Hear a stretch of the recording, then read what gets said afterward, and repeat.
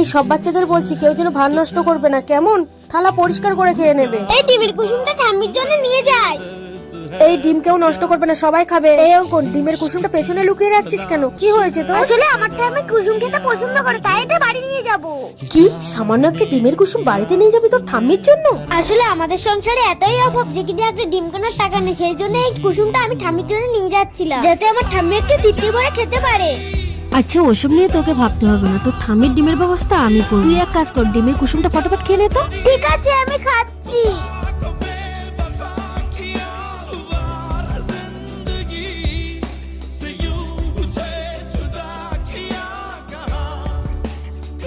অঙ্কন, একটু দাঁড়িয়ে যাস, তোর সাথে একটু দরকার আছে।